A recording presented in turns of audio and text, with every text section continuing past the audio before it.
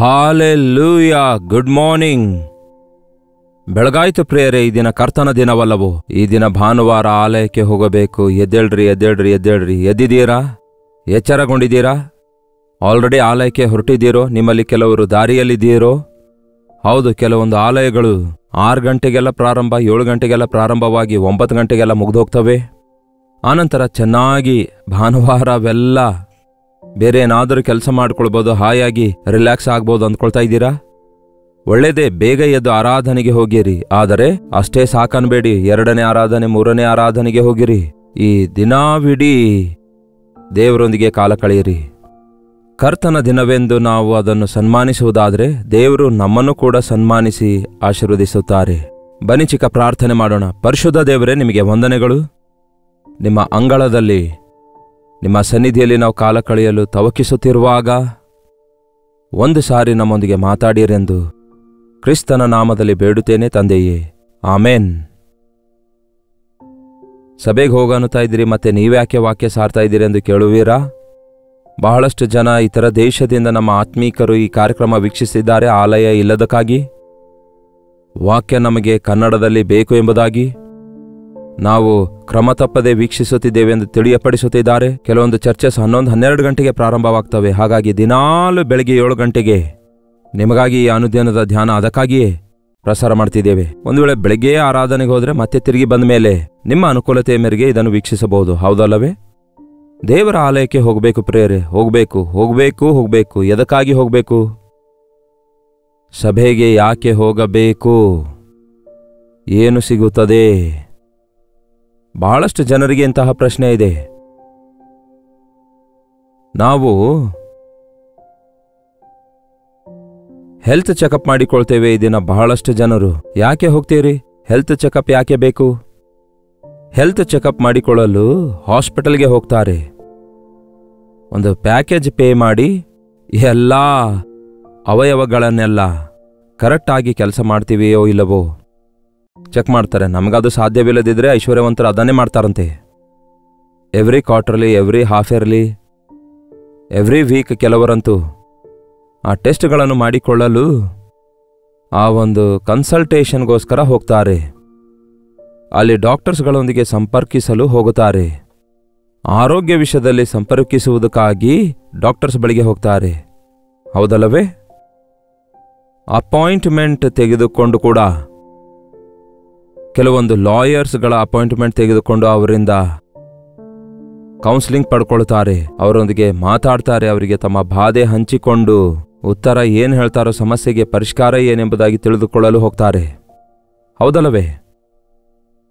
ಬಹಳಷ್ಟು ಈ ದಿನಗಳಲ್ಲಿ ಬಹಳಷ್ಟು ಕಾರ್ಯಗಳಿಗಾಗಿ ನಾವು ಮೇಲಿಂದ ಮೇಲೆ we are visiting those places, ಹೌದಲ್ಲವೇ? ಕನ್ಸಲ್ಟೇಷನ್ಗೋಸ್ಕರ ಹೋಗ್ತಿದ್ದೇವೆ, ಕೌನ್ಸಿಲಿಂಗ್ಗೋಸ್ಕರ ಹೋಗ್ತಿದ್ದೇವೆ.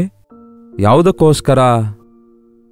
ಶಾರೀರ ಸಂಬಂಧವಾದ ಆರೋಗ್ಯಕ್ಕೋಸ್ಕರ, ವೃತ್ತಿ ವ್ಯಾಪಾರದಲ್ಲಿ ಲಾಭ ನಷ್ಟಗಳು, ಮೇಲು ಕೇಡುಗಳು ತಿಳಿದುಕೊಳ್ಳುವುದಕ್ಕಾಗಿ. ಹಾಗಾದರೆ ನಾವು ನಮ್ಮ ಆಧ್ಯಾತ್ಮಿಕ ಸ್ಥಿತಿ ಹೇಗಿದೆ ಎಂದು ತಿಳಿದುಕೊಳ್ಳುವುದಕ್ಕಾಗಿ ನಮ್ಮ ಪರಮ ವೈದ್ಯನಾಗಿರುವ ಕರ್ತನ ಬಳಿಗೆ ಹೋಗಬಾರದು? ನಮ್ಮ ನ್ಯಾಯಾಧಿಪತಿಯಾಗಿರುವ ಕರ್ತನ ಸನ್ನಿಧಿಗೆ ಹೋಗಿ ನಮ್ಮ ಅವಶ್ಯಕತೆಗಳೇನೆಂದು, ಹೋರಾಟಗಳೇನೆಂದು ಹೇಳಿಕೊಳ್ಳಬಾರದು? ನಮಗೆ ನ್ಯಾಯ ದೊರಕುವುದಕ್ಕೋಸ್ಕರ ಹೋಗಿ ಕರ್ತನನ್ನು ಸಂಪರ್ಕಿಸಬಾರದು? ನೋಡಿ ಪ್ರಿಯರೇ, ಬಹಳ ವಿಷಯಗಳಲ್ಲಿ ನಾವು ದೇವರ ಸಹಾಯ ತೆಗೆದುಕೊಳ್ಳಬೇಕು. ಆತನು ಕೌನ್ಸಿಲರ್ ಆಗಿದ್ದಾರೆ. ಯೇಸು ಕ್ರಿಸ್ತನಿಗಿರುವ ಮತ್ತೊಂದು ಹೆಸರೇನಾಗಿದೆ? ಕೌನ್ಸಿಲರ್, ಆಲೋಚನೆ ಕರ್ತನಾಗಿದ್ದಾರೆ. ದೇವರ ಆಲೋಚನೆಗಳು ಎಲ್ಲಿ ದೊರಕುತ್ತವೆ? ನಮಗೆ ದೇವರ ಸನ್ನಿಧಿಯಲ್ಲಿ ದೊರಕುತ್ತವೆ. ದೇವರ ಆಲಯಕ್ಕೆ ಹೋಗುವಾಗ ದೇವರ ಚಿತ್ತ ಅರಿತುಕೊಳ್ತೇವೆ, ನಮ್ಮ ಸ್ಥಿತಿ ಏನೆಂದು ಗ್ರಹಿಸಿಕೊಳ್ತೇವೆ. ಆತನ ವಾಕ್ಯ ನಮ್ಮನ್ನು ಪರಿಶೀಲಿಸುತ್ತದೆ. ಆತನ ಸನ್ನಿಧಿಯಲ್ಲಿ, ಆತನ ಮುಖಕಾಂತಿಯಲ್ಲಿ ನಮ್ಮ ಬಲಹೀನತೆಯನ್ನು ನಾವು ಗುರುತಿಸಿಕೊಳ್ಳಬಲ್ಲೆವು. ಅದಕ್ಕೆ ದೇವರ ಆಲಯಕ್ಕೆ ಹೋಗಬೇಕು. ದೇವರ ಆಲಯಕ್ಕೆ ಹೋಗುವಾಗ ನಿಮ್ಮ ಸ್ಥಿತಿ ಎಂಥದೆಂದು ನೀವು ಅರಿತುಕೊಳ್ಳುತ್ತೀರಿ. ಅಷ್ಟು ಮಾತ್ರವಲ್ಲ, ಆಲಯ ಅಂದರೆ ನಮ್ಮನ್ನು ಡಯಾಗ್ನೋಸ್ ಮಾಡಿ ಕಳಿಸಿಕೊಡುವ ಹಾಸ್ಪಿಟಲ್ ಅಷ್ಟೇ ಅಲ್ಲ, ನಮಗೆ ಟ್ರೀಟ್ಮೆಂಟ್ ಕೂಡ ಕೊಡುವ ಸ್ಥಳವಾಗಿದೆ. ಹೌದು ಪ್ರಿಯರೇ, ನಾವು ಫೇತ್ಫುಲ್ಲಿ ಹೋಗುವುದಾದರೆ ನಮ್ಮ ನಂಬಿಕೆ ಅಭಿವೃದ್ಧಿ ಹೊಂದುತ್ತದೆ. ಕೆಲವು ಇಂಗ್ಲಿಷ್ ಪದ ಬಳಸುತ್ತಿದ್ದೇನಲ್ಲವೇ? ಸಭೆಗೆ ಹೋಗುವುದು ನಾವು ಕೇವಲ ನಮ್ಮ ಆರೋಗ್ಯದ ಪರೀಕ್ಷೆಗೋಸ್ಕರ ಮಾತ್ರವಲ್ಲ, ಆದರೆ ನಮ್ಮ ಆರೋಗ್ಯವನ್ನು ಸರಿಪಡಿಸಿಕೊಳ್ಳುವುದಕ್ಕಾಗಿ, ನಮಗೆ ಬೇಕಾದಂತಹ ವೈದ್ಯಕೀಯ ಚಿಕಿತ್ಸೆ ಮಾಡಿಸಿಕೊಳ್ಳುವುದಕ್ಕಾಗಿ. ಹಾಲೆಲೂಯಾ!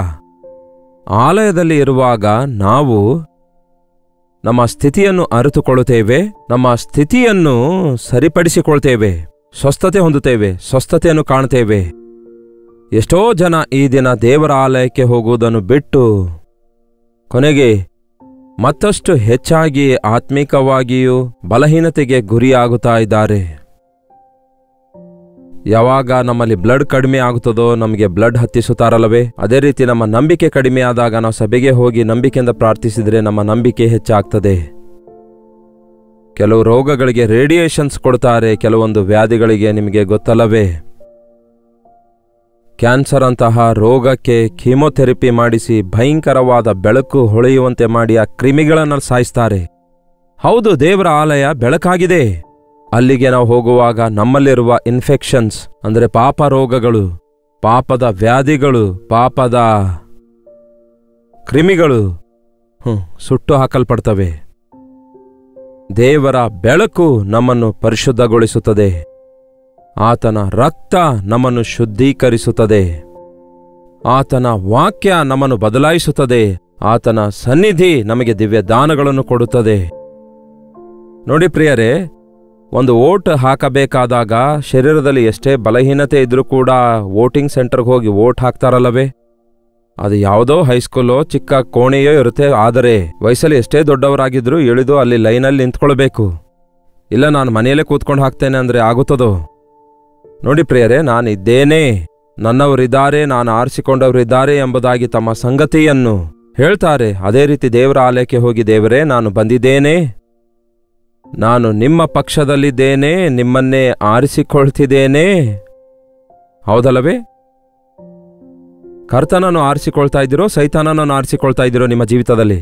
5 ವರ್ಷಕ್ಕೊಂದು ಸಾರಿ ಎಲೆಕ್ಷನ್ಸ್ ಇರಬಹುದೇನೋ ನಮ್ಮ ದೇಶದಲ್ಲಿ, ಆದರೆ ಪ್ರತಿ ದಿನ ದೇವರು ಬೇಕೋ ದೆವ್ವ ಬೇಕೋ, ದೇವರ ಮಾರ್ಗ ಬೇಕೋ ಸೈತಾನನ ಮಾರ್ಗ ಬೇಕೋ, ಇಕ್ಕಟ್ಟಾದ ಮಾರ್ಗವೋ ವಿಶಾಲವಾದ ಮಾರ್ಗವೋ, ಜೀವವೋ ಮರಣವೋ, ಕತ್ತಲೆಯೋ ಬೆಳಕೋ ಎಂದು ಹೀಗೆ ಒಂದಲ್ಲ ಒಂದು ನಿರ್ಣಯ ನಾವು ತೆಗೆದುಕೊಳ್ಳಲೇಬೇಕು. ಅದನ್ನು ದೇವರ ಸನ್ನಿಧಿಯಲ್ಲಿ ಮಾಡಬೇಕು. ದೇವರ ಸನ್ನಿಧಿಯಲ್ಲಿ ನಾವು ಮಾಡುವ ತೀರ್ಮಾನಗಳು ಮುದ್ರಿಸಲ್ಪಡ್ತವೆ. ಯಾಕೋಬನಿಗೆ ಒಂದು ದರ್ಶನ ಬರುತ್ತದೆ. ಏನದು? ಪರಲೋಕಕ್ಕೆ ನಿಚ್ಚಣಿಕೆ ಹಾಕಲಾಗಿತ್ತು. ದೇವದೂತರು ಮೇಲಿನಿಂದ ಕೆಳಗೆ ಆ ನಿಚ್ಚಣಿಕೆ ಹತ್ತಿ ಇಳಿಯುತ್ತಾ ಇದ್ರು. ಅವನು ನಿದ್ದೆಯಿಂದ ಎದ್ದು, ಇದು ಭಯಂಕರ, ಇದು ದೇವರ ಆಲಯದ ಕೋಣೆಯಾಗಿದೆ, ಇದು ದೇವರ ಆಲಯದ ದ್ವಾರವಾಗಿದೆ, ಏನಾಗ್ತಾ ಇದೆ ಅಲ್ಲಿ? ಪರಲೋಕದಿಂದ ಆಶೀರ್ವಾದಗಳು ಇಳಿದು ಬರುತ್ತಾ ಇವೆ, ಕೆಳಗಡೆ ಮಾಡಿದ ಪ್ರಾರ್ಥನೆಗಳು ಮೇಲಕ್ಕೆ ಹೋಗ್ತಿವೆ. ದೇವರೊಂದಿಗೆ ಸಹವಾಸ ಮಾಡುವ ಸ್ಥಳವೇ ಆಲಯವಾಗಿದೆ. ನಮ್ಮ ಸ್ತುತಿಗಳು ಮೇಲಕ್ಕೆ ಹೋಗುತ್ತಿರುವಾಗ ಕರ್ತನ ದಿವ್ಯ ದಾನಗಳು ನಮ್ಮ ಮೇಲೆ ಸುರಿಯಲ್ಪಡುತ್ತವೆ. ನೀವು ನಿಮ್ಮ ದಶಮ ಭಾಗವನ್ನು, ಕಾಣಿಕೆಯನ್ನು ನನ್ನ ಆಲಯವು ಆಹಾರ ಶೂನ್ಯವಾಗದಂತೆ ತನ್ನೀರಿ, ಹೀಗೆ ನನಗೆ ಕೊಟ್ಟು ಪರೀಕ್ಷಿಸಿರಿ, ನಾನು ಪರಲೋಕದ ದ್ವಾರಗಳನ್ನು ತೆರೆದು ನಿಮ್ಮಲ್ಲಿ ಸ್ಥಳ ಹಿಡಿಯಲಾರದಷ್ಟು ಸುವರ್ಗಳನ್ನು ಸುರಿಸುವನೋ ಇಲ್ಲವೋ ಎಂದು ನನಗೆ ಹೀಗೆ ಪರೀಕ್ಷಿಸಿ ಅಂದಿದ್ದಾರೆ. ಹೌದು ಪ್ರಿಯರೇ, ನಾವು ಕೊಡುವುದು ಸ್ವಲ್ಪವೇ, ಆದರೆ ದೇವರು ಕೊಡುವುದು ಮಿತಿ ಇಲ್ಲದಂಥದ್ದು, ಅಳತೆ ಇಲ್ಲದಂಥದ್ದಾಗಿರುತ್ತೆ. ಸಭೆಯಲ್ಲಿ ನಾವು ದೇವರ ಕೃಪೆಯನ್ನು ಹೊಂದಿಕೊಳ್ತಿದ್ದೇವೆ, ದೇವರ ದಯೆ ಹೊಂದಿಕೊಳ್ತಿದ್ದೇವೆ, ದೇವರ ದಿವ್ಯ ದಾನಗಳನ್ನು ಹೊಂದಿಕೊಳ್ತಿದ್ದೇವೆ, ದೇವರ ಆಶೀರ್ವಾದಗಳನ್ನು ಹೊಂದಿಕೊಳ್ತಿದ್ದೇವೆ. ಹಾಗಾಗಿ ದೇವರ ಆಲಯಕ್ಕೆ ಹೋಗುವುದನ್ನು ನಿರ್ಲಕ್ಷ್ಯ ಮಾಡಬೇಡಿ. ಕುಟುಂಬ ಸಹಿತವಾಗಿ ದೇವರ ಸನ್ನಿಧಿಗೆ ಹೋಗಿರಿ. ಕರ್ತನ ಸನ್ನಿಧಿಯಲ್ಲಿ ಇರುವಂಥವರು ಧನ್ಯರು, ಕರ್ತನ ಸನ್ನಿಧಿಯಲ್ಲಿ ಕಾಲ ಕಳೆಯುವವರು ಧನ್ಯರು ಎಂದು ಎಷ್ಟೋ ಸಾರಿ ನಮಗೆ ಬೈಬಲ್ನಲ್ಲಿ ವಚನಗಳಿವೆ. ನೀವು ಬೈಬಲ್ ಓದುವಾಗ ಕೀರ್ತನೆ 84ರಲ್ಲಿ ಹೇಳುತ್ತೆ, ನಿನ್ನ ಆಲಯದಲ್ಲಿ ನಿವಾಸಿಸುವವರು ಧನ್ಯರು, ಅವರು ನಿತ್ಯವೂ ನಿನ್ನನ್ನು ಸ್ತುತಿಸುವರು. ನಿನ್ನಲ್ಲಿ ಬಲ ಹೊಂದುವಂತಹ ಮನುಷ್ಯರು ಧನ್ಯರು. ಎಲ್ಲಿ ಬಲ ಹೊಂದಿಕೊಳ್ತಿದ್ದಾರಂತೆ? ಆಲಯದಲ್ಲಿ ಆಧ್ಯಾತ್ಮಿಕವಾದ ಬಲವನ್ನು ಹೊಂದಿಕೊಳ್ತಾರಂತೆ. ಅದಕ್ಕೆ ಈ ಭಕ್ತನು ಹೇಳುತ್ತಾನೆ, 10ನೇ ವಚನ, ನಿನ್ನ ಆಲಯದಲ್ಲಿ ಕಳೆದ ಒಂದು ದಿನವೂ ಏನಂತೆ, ನಿನ್ನ ಆಲಯದ ಅಂಗಳದಲ್ಲಿ ಕಳೆದ ಒಂದು ದಿನ ಬೇರೆ 1000 ದಿನಗಳಿಗಿಂತಲೂ ಶ್ರೇಷ್ಠವಾಗಿದೆ. ಒಂದು ದಿನ ದೇವರ ಆಲಯದಲ್ಲಿ ಕಳೆದಿರುವುದಕ್ಕಾಗಿ 1000 ದಿನಗಳು ಲೋಕದಲ್ಲಿ ಕಳೆದಷ್ಟು ಬ್ಲೆಸ್ಸಿಂಗ್ಸ್ ಬರ್ತದಂತೆ.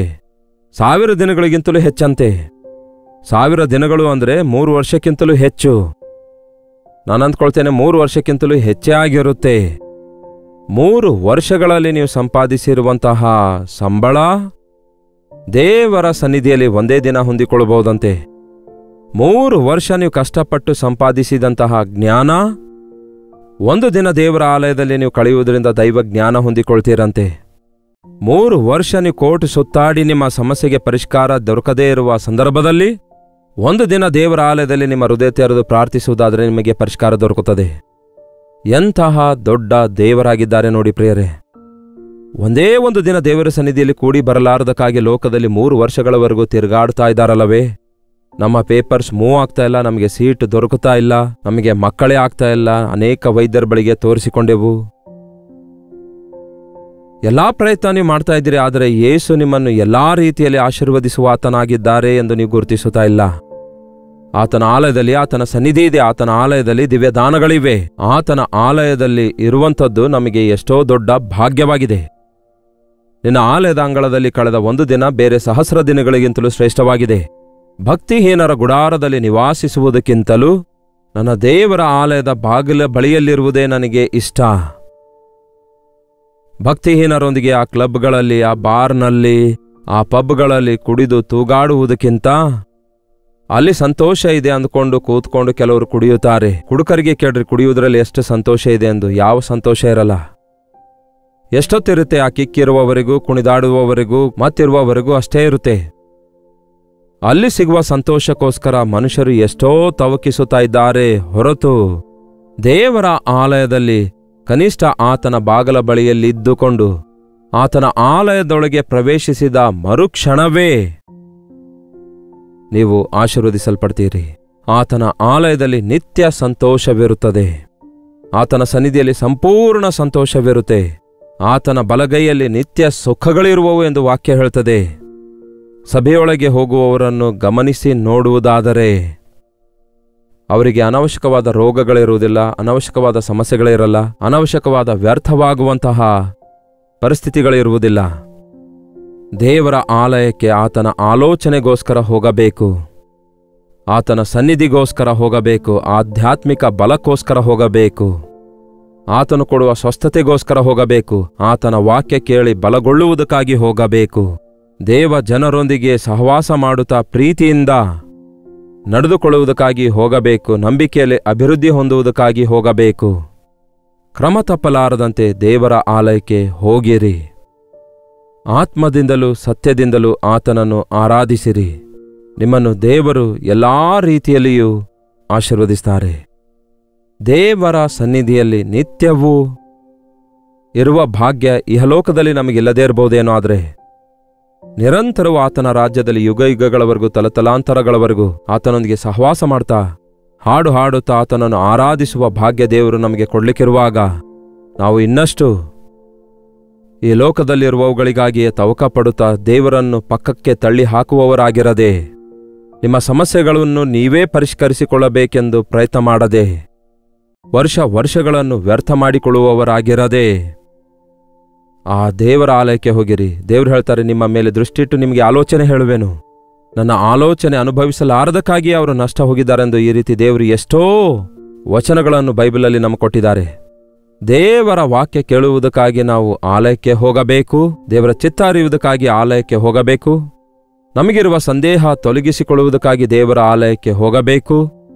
ದೇವ ಜನರೊಂದಿಗೆ ಸಹವಾಸ ಮಾಡಲು ದೇವರ ಆಲಯಕ್ಕೆ ಹೋಗಬೇಕು. ದೇವರಿಗೆ ಮೊರೆ ಇಡಲು ಆತನ ಆಲಯಕ್ಕೆ ಹೋಗಬೇಕು. ಮತ್ತು ಆಧ್ಯಾತ್ಮಿಕವಾಗಿ ಬಲ ಹೊಂದುವುದಕ್ಕಾಗಿ ಪವಿತ್ರವಾದ ಹೃದಯದೊಂದಿಗೆ, ಪರಿಶುದ್ಧವಾದ ಹೃದಯದೊಂದಿಗೆ ಪ್ರಾರ್ಥಿಸುವುದಕ್ಕಾಗಿ, ಯವನ ಇಚ್ಛೆಗಳನ್ನು ಬಿಟ್ಟು ಪರಿಶುದ್ಧರಾಗಿ ಪರಿಶುದ್ಧ ದೇವಜನರೊಂದಿಗೆ ಪ್ರಾರ್ಥಿಸುವುದಕ್ಕಾಗಿ ಆಲಯಕ್ಕೆ ಹೋಗಬೇಕು. ಪ್ರೀತಿ, ನಂಬಿಕೆ, ಸಮಾಧಾನಕ್ಕಾಗಿ ಪ್ರಯಾಸಪಡು ಎಂದು ಪೌಲನು ತಿಮೋತಿಗೆ ಹೇಳಿದ ಹಾಗೆಯೇ ಆಧ್ಯಾತ್ಮಿಕವಾಗಿ ಲೋಕದಾಸೆಗಳು, ಶರೀರದಾಸೆಗಳು, ಯೌವನ ಇಚ್ಛೆಗಳು, ಎಲ್ಲ ಇಚ್ಛೆಗಳೇ, ಅವೆಲ್ಲವುಗಳನ್ನು ಬಿಟ್ಟು ದೇವರ ಸನ್ನಿಧಿಗೆ ಹೋಗಬೇಕು. ಪ್ರೀತಿಯಲ್ಲಿ, ನಂಬಿಕೆಯಲ್ಲಿ, ಸಮಾಧಾನದಲ್ಲಿ ಅಭಿವೃದ್ಧಿಯಾಗುವ ಹಾಗೆ ದೇವರ ಸನ್ನಿಧಿಗೆ ಹೋಗೋಣ. ಪ್ರಾರ್ಥನೆ. ಪರಿಶುದ್ಧ ದೇವರೇ, ಪ್ರೀತಿಯುಳ್ಳ ತಂದೆಯೇ, ಭಾನುವಾರ ಅಲಕ್ಷ್ಯ ಮಾಡುವವರೊಂದಿಗೆ ಈ ದಿನ ನೀವೇ ಮಾತಾಡಿದಿರಿ ದೇವರೇ. ಈ ದಿನ ಮೊದಲುಗೊಂಡು ಪ್ರತಿ ಭಾನುವಾರ ದೇವರೊಂದಿಗೆ ಸಮಯ ಕಳೆಯುತ್ತೇನೆ. ಆತನ ಆಲಯದಲ್ಲಿ ನನ್ನನ್ನು ನಾನು ಪರೀಕ್ಷಿಸಿಕೊಳ್ತೇನೆ. ಆತನು ಕೊಡುವ ಸ್ವಸ್ಥತೆಯನ್ನು ಹೊಂದಿಕೊಳ್ಳುತ್ತೇನೆ.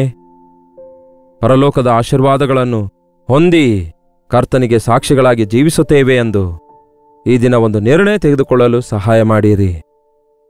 ಬಾಯಾರಿದ ಜಿಂಕೆ ನೀರಿನ ತೊರೆಗಳ ಬಳಿಗೆ ಹೇಗೋ ನನ್ನ ಆತ್ಮವು ಜೀವ ಸ್ವರೂಪನಿಗಾಗಿ ತವಕಿಸುತ್ತದೆ ಎಂಬ ಕೊರಹನ ಮಕ್ಕಳ ಹಾಗೆ ನಾವು ತವಕಿಸುವಂತೆ, ನಿಮ್ಮ ಸನ್ನಿಧಿಯಲ್ಲಿ ದೇವರೇ ಆನಂದಿಸುವಂತೆ ನಮ್ಮಲ್ಲಿ ಪ್ರತಿಯೊಬ್ಬರಿಗೂ ಸಹಾಯ ಮಾಡಿರೆಂದು ಕ್ರಿಸ್ತನ ನಾಮದಲ್ಲಿ ಬೇಡುತ್ತೇನೆ ತಂದೆಯೇ, ಆಮೇನ್.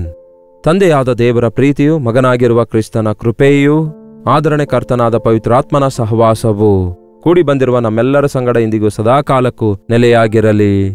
ಆಮೇನ್. ದೇವರಿಗೆ ಸ್ತೋತ್ರ. ನಿಮ್ಮ ಪ್ರಾರ್ಥನಾ ಮನವಿಗಳನ್ನು 8939731313 ನಂಬರ್ಗೆ ನೀವು ಇತರ ದೇಶದಿಂದ ವೀಕ್ಷಿಸುವುದಾದರೆ ಕೊಡಲ್ಪಟ್ಟ ಇದೇ ನಂಬರ್ಗೆ ಒಂದು ಟೆಕ್ಸ್ಟ್ ಆಗಲಿ ವಾಯ್ಸ್ ಮೆಸೇಜ್ ಮುಖಾಂತರ ವಾಟ್ಸಪ್ ಕಳಿಸಿಕೊಡಿ. ನಿಮ್ಮ ಪಕ್ಷದಲ್ಲಿ ಪ್ರಾರ್ಥನೆ ಮಾಡ್ತಿದ್ದೇವೆ, ತಪ್ಪದೇ ದೇವರು ನಿಮಗೆ ಸಹಾಯ ಮಾಡ್ತಾರೆ. ನೀವು ಕೂಡ ಪ್ರಾರ್ಥಿಸಿರಿ. ಮತ್ತೆ ಈ ದಿನ ಭಾನುವಾರವಲ್ಲವೋ, ನಿಮ್ಮ ಚರ್ಚಿಗೆ ಆರಾಧನೆಗೆ ಹೋಗಿರಿ. ಅಲ್ಲಿ ಕೆಲವೊಂದು ಸೆಷನ್ಸ್ಗಳಲ್ಲಿ ತಪ್ಪದೇ ಪಾಲ್ಗೊಂಡು ದೇವರನ್ನು ಆರಾಧಿಸಿರಿ. ನಂತರ ಈ ಲೈವ್ ಕಾರ್ಯಕ್ರಮ ನಿಮ್ಮ ಅನುಕೂಲತೆಯ ಮೇರೆಗೆ ನೀವು ವೀಕ್ಷಿಸಿರಿ. ನಿಮ್ಮ ಸಭೆಗೆ ಹೋಗಿರಿ. ದಿನವಿಡೀ ದೇವರ ವಾಕ್ಯವನ್ನು ಧ್ಯಾನಿಸಿರಿ. ಮೇಲಿಂದ ಮೇಲೆ ದೇವರ ವಾಕ್ಯವನ್ನು ಕೇಳಿ ಮತ್ತಷ್ಟು ಹೆಚ್ಚು ಆಧ್ಯಾತ್ಮಿಕ ಬಲ ಹೊಂದಿಕೊಳ್ಳಿರಿ. ಕರ್ತನ ಚಿತ್ತವಿರುವುದಾದರೆ ಮತ್ತೆ ನಾಳೆ ಯಥಾಪ್ರಕಾರ ಇದೇ ಅನುದಿನದ ಧ್ಯಾನ ಎಂಬ ಕಾರ್ಯಕ್ರಮದಲ್ಲಿ ಮತ್ತೆ ಭೇಟಿಯಾಗೋಣ. ಅಲ್ಲಿವರೆಗೂ ದೇವರ ಮಹಾಕೃಪೆ ನಿಮ್ಮೆಲ್ಲರೊಂದಿಗಿರಲಿ. ನೀನೇ ನನ್ನ ಪ್ರಾಣಾಧಾರವು,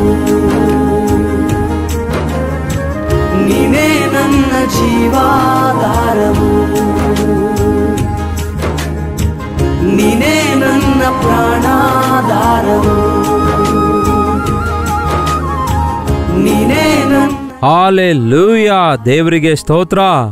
ಬೆಂಗಳೂರಿನ ಸುತ್ತಮುತ್ತಲಿರುವಂಥವರೆಲ್ಲರಿಗೂ ಶುಭವಾರ್ತೆ. ಪ್ರತಿದಿನ ದೇವರ ವಾಕ್ಯ ಅನೇಕ ಭಾಷೆಗಳಲ್ಲಿ ಕೇಳುತ್ತಿರುವ ನಿಮ್ಮೆಲ್ಲರಿಗೆ ಮುಖಾಮುಖಿಯಾಗಿ ಭೇಟಿಯಾಗಲು ನಿಮಗೋಸ್ಕರ ವೈಯಕ್ತಿಕವಾಗಿ ಪ್ರಾರ್ಥಿಸಬೇಕೆಂದು ಬ್ಯಾಂಗ್ಳೂರ್ಗೆ ಬರ್ತಿದ್ದೇವೆ. ಆಗಸ್ಟ್ 27ನೇ ತಾರೀಕಿನಂದು ಮಧ್ಯಾಹ್ನ 2 ಗಂಟೆಯಿಂದ 5 ಗಂಟೆವರೆಗೂ, ರಾತ್ರಿ 6 ಗಂಟೆಯಿಂದ 10 ಗಂಟೆವರೆಗೂ ನಡೆಯುವ ಈ 2 ಸೆಷನ್ನಲ್ಲಿಯೂ ಪಾಲ್ಗೊಳ್ಳುವುದಕ್ಕಾಗಿ ಸಿದ್ಧರಾಗಿ ಬನ್ನಿ. ನಿಮ್ಮನ್ನು ಮುಖಾಮುಖಿಯಾಗಿ ನೋಡಿ ವೈಯಕ್ತಿಕವಾಗಿ ನಿಮಗೋಸ್ಕರ ಪ್ರಾರ್ಥಿಸಬೇಕೆಂದು ದೇವರ ವಾಕ್ಯವನ್ನು ನಾವೆಲ್ಲರೂ ಧ್ಯಾನಿಸಿ ದೇವರ ಸನ್ನಿಧಿಯಲ್ಲಿ ಆನಂದಿಸಬೇಕೆಂದು ಈ 1 ಡೇ ಗೆಟ್ ಟುಗ್ಯಾದರ್ ಅನ್ನು ಏರ್ಪಡಿಸಿದ್ದೇವೆ. ಬನ್ನಿರಿ, ಕುಟುಂಬವಾಗಿ ಕೂಡಿ ಬನ್ನಿರಿ. ದೇವರ ಸನ್ನಿಧಿಯಲ್ಲಿ ನಾವೆಲ್ಲರೂ ಸೇರಿ ದೇವರ ವಾಕ್ಯ ಧ್ಯಾನಿಸೋಣ, ಆತನನ್ನು ಆರಾಧಿಸೋಣ. ಮತ್ತಷ್ಟು ಮುಖ್ಯವಾಗಿ ನಿಮ್ಮ ಸಾಕ್ಷಿ ಕೇಳುವುದಕ್ಕಾಗಿ, ನಿಮಗಾಗಿ ಪ್ರಾರ್ಥಿಸುವುದಕ್ಕಾಗಿ ನಾನು ಎಷ್ಟೋ ಆಸೆಯುಳ್ಳವನಾಗಿದ್ದೇನೆ. ಸೋಷಿಯಲ್ ಮೀಡಿಯಾದ ಮೂಲಕ, ಟೆಲಿವಿಷನ್ ಮೂಲಕ ವಾಕ್ಯ ಕೇಳುತ್ತಿರುವ ನಿಮ್ಮನ್ನು ಮುಖಾಮುಖಿಯಾಗಿ ಭೇಟಿಯಾಗಿ ಎಷ್ಟೋ ಬಲಪಡಿಸಬೇಕೆಂಬ ಆಸೆಯಲ್ಲಿದ್ದೇವೆ. ತಪ್ಪದೆ ಬನ್ನಿರಿ.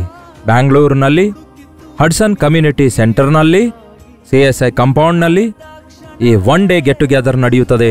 ಹೆಚ್ಚಿನ ವಿವರ ಬೇಕಾಗುವುದಾದರೆ 8939393939 ನಂಬರ್ಗೆ ನೀವು ಕರೆ ಮಾಡಿ, ಇಲ್ಲವೇ ನೀವು ಕಾಣುತ್ತಿರುವ ನಂಬರ್ಗಳಿಗೆ ನೀವು ವಾಟ್ಸಪ್ ಕಳಿಸಿಕೊಡಿರಿ. ಲಿಂಕ್ ನಿಮಗೆ ಕಳಿಸುತ್ತೇವೆ.